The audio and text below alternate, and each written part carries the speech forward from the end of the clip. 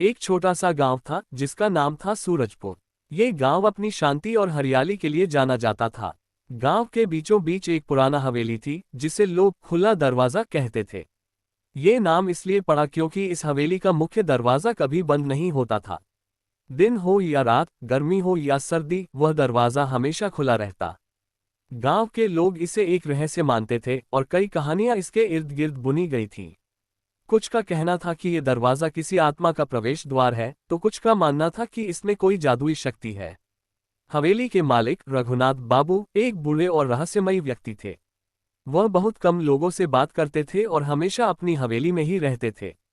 गांव के बच्चे उनके बारे में तरह तरह की कहानियां बनाते, जैसे कि रघुनाथ बाबू कोई जादूगर हैं या उनकी हवेली में कोई खजाना छिपा है। लेकिन सच्चाई कोई नहीं जानता था। एक दिन गांव में एक नया मेहमान आया। उसका नाम था आरव। वह शहर से आया था, एक पत्रकार जो रहस्यमयी कहानियों की खोज में था। सूरजपुर की हवेली के बारे में उसने एक पुरानी किताब में पढ़ा था, जिसमें लिखा था कि इस हवेली का दरवाजा सैकड़ों सालों से खुला है और इसके पीछे एक अनसुलझा रहस्य है। आरव ने ठान लिया कि वह इस रहस्य को उजागर करेगा। जब वह गांव पहुंचा तो उसने सबसे पहले रघुनाथ बाबू से मिलने की कोशिश की। गांव वालों ने उसे चेतावनी दी कि रघुनाथ बाबू किसी से नहीं मिलते, लेकिन आरव ने हार नहीं मानी। वह सीधे हवेली की ओर चला गया। जैसे ही वह हवेली के पास पहुंचा, उसने देखा कि विशाल लकड़ी का दरवाजा वाकई खुला था। उसने हवेली के अंदर कदम रखा और अंधेरे गलियारों में चलने लगा। अंदर का माहौल ठंडा और रहस्यमय था। दीवारों पर पुरानी पेंटिंग्स थीं और हवा में एक अजीब सी सुगंध थी। तभी उसे एक बुरी आवाज सुनाई दी, कौन है वहां? ये रघुनाथ बाबू थे। आरव ने खुद को एक पत्रकार बताया और अपनी मंशा जाहिर की। रघुनाथ बाबू ने पहले तो उसे भगाने की कोशिश की, लेकिन आरव की जिद के आगे वह हार गए। उन्होंने आरव को एक शर्त पर रहस्य बताने का वादा किया, वह हवेली में एक रात बिताए। आरव ने हामी भर दी। उस रात जब वह हवेली के एक कमरे में सोने की कोशिश कर रहा था, उसे अजीब अजीब सी आवाजें सुनाई देने लगीं। ऐसा लग रहा था जैसे कोई दीवारों के पीछे फुसफुसा रहा हो। उसने हिम्मत जुटाकर कमरे से बाहर निकलने का फैसला किया। जैसे ही वह गलियारे में पहुंचा, उसने देखा कि दरवाजा अभी भी खुला था और बाहर से चांदनी की रोशनी अंदर आ रही थी। लेकिन तभी उसे एक छाया दिखी जो दरवाजे की ओर बढ़ रही। आरव का दिल तेजी से धड़कने लगा। वह छाया न तो बहुत बड़ी थी, न बहुत छोटी, लेकिन उसमें कुछ ऐसा था जो उसे डराने के लिए काफी था। वह धीरे धीरे उस छाया की ओर बढ़ा। छाया दरवाजे के पास रुकी और फिर गायब हो गई। आरव ने हवेली के बाहर कदम रखा, लेकिन वहां कोई नहीं था। उसने सोचा कि शायद यह उसका वहम था, लेकिन तभी उसे एक कागज का टुकड़ा जमीन पर पड़ा दिखा। उसने उसे उठाया और पढ़ा। उस पर लिखा था, सच्चाई दरवाजे के पार है।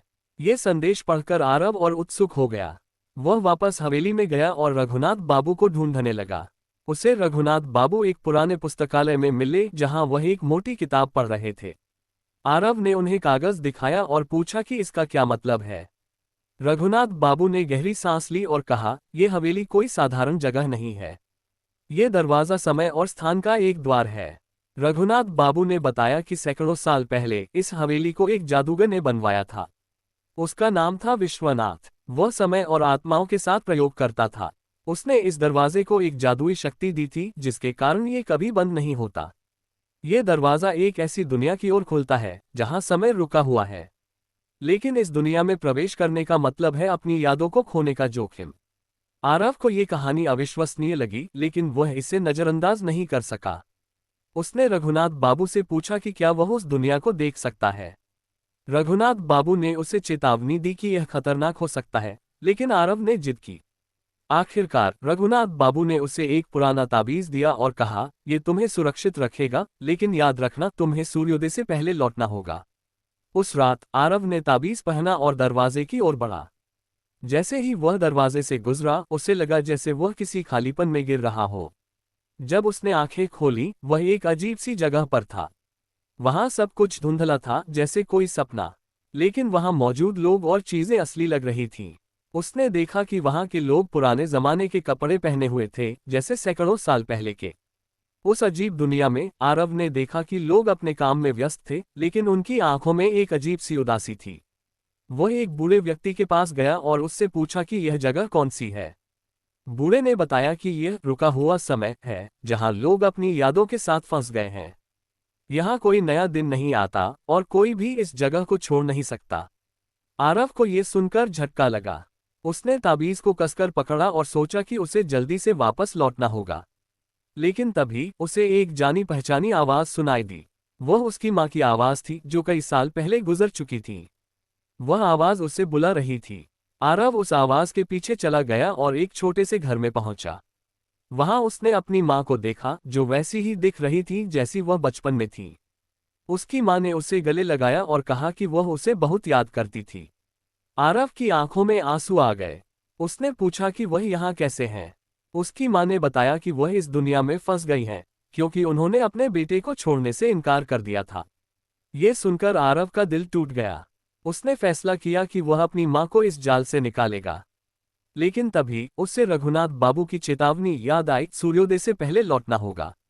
उसने अपनी माँ से वादा किया कि वह वापस आएगा और उन्हें आज़ाद करेगा। वह दरवाजे की ओर भागा, लेकिन रास्ते में उसे एक और छाया दिखी। इस बार छाया ने उसका रास्ता रोका और कहा, अगर तुम अपनी माँ को बचाना चाहते हो तो तुम्हें विश्वनाथ का रहस्य खोजना होगा। आरव वापस हवेली में लौटा, लेकिन उसका मन अपनी माँ के पास ही अटका था। उसने रघुनाथ बाबू से विश्वनाथ के बारे में और जानने की कोशिश की। रघुनाथ बाबू ने बताया कि विश्वनाथ एक ऐसा जादूगर था जिसने समय को नियंत्रित करने का तरीका खोज लिया था। लेकिन उसकी शक्ति ने उसे अहंकारी बना दिया और उसने इस हवेली को एक जाल के रूप में बनाया जिसमें लोग अपनी सबसे कीमती यादों के साथ फंस जाते थे। रघुनाथ बाबू ने बताया कि विश्वनाथ का एक जादुई दर्पण कहीं हवेली में छिपा है जो इस जाल को तोड़ सकता है। लेकिन उसे ढूंढना आसान नहीं होगा क्योंकि हवेली में कई जादुई जाल बिछाए गए हैं। आरव ने ठान लिया कि वह उस दर्पण को ढूंढेगा चाहे कुछ भी हो जाए। उसने हवेली की तलाशी शुरू की। हर कमरा, हर गलियारा, हर कोना, सब कुछ रहस्यमय था। उसे कई बार ऐसा लगा जैसे कोई उसका पीछा कर रहा हो। दीवारों पर लिखे प्राचीन मंत्र और पुरानी तस्वीरें उसे और डराने लगीं। लेकिन वह रुका नहीं। आखिरकार उसे एक तहखाने का रास्ता मिला जो एक भारी पत्थर के पीछे छिपा था। तहखाने में उसे एक पुराना दर्पण मिला जिसके किनारे पर विचित्र नक्काशी थी। जैसे ही उसने दर्पण को छुआ, उसे एक तेज रोशनी दिखी और वह फिर से उस अजीब दुनिया में पहुंच गया। इस बार वह विश्वनाथ से मिला। विश्वनाथ एक लंबा, डरावना व्यक्ति था जिसकी आंखों में एक अजीब सी चमक थी। उसने आरव से कहा, तुम यहाँ क्यों आए? यह मेरा संसार है और यहाँ कोई नहीं बच सकता। आरव ने विश्वनाथ से कहा कि वह अपनी माँ को आज़ाद करेगा, चाहे उसे कुछ भी करना पड़े। विश्वनाथ हंसा और बोला, तुम्हें लगता है कि तुम मुझे हरा सकते हो? इस दर्पण को तोड़ने की कोशिश करो, लेकिन याद रखो, अगर तुम असफल हुए तो तुम भी हमेशा के लिए यहाँ फंस जाओगे। आरव ने दर्पण को तोड़ने की कोशिश की, लेकिन हर बार वह असफल रहा। उसे एहसास हुआ कि दर्पण को तोड़ने के लिए उसे अपनी सबसे कीमती याद छोड़नी होगी। उसने अपनी माँ की यादों को चुना और दर्पण के सामने खड़ा हो गया। जैसे ही उसने अपनी यादें दर्पण को सौंप दी, दर्पण टूट गया और एक तेज रोशनी ने पूरी दुनिया को निगल लिया। जब आरव की आंखें खुली, वह हवेली में था। उसकी माँ उसके सामने खड़ी थी और वह अब आज़ाद थी। लेकिन आरव को अपनी माँ से जुड़ी कई यादें खो चुकी थीं। उसने अपनी माँ को गले लगाया और हवेली से बाहर निकल गया। दरवाज़ा अब भी खुला था, लेकिन अब वह कोई जाल नहीं था। गांव वालों ने आरव को एक नायक की तरह देखा। रघुनाथ बाबू ने उसे धन्यवाद दिया और कहा, तुमने न केवल अपनी माँ को बचाया, बल्कि इस हवेली के अभिशाप को भी खत्म किया।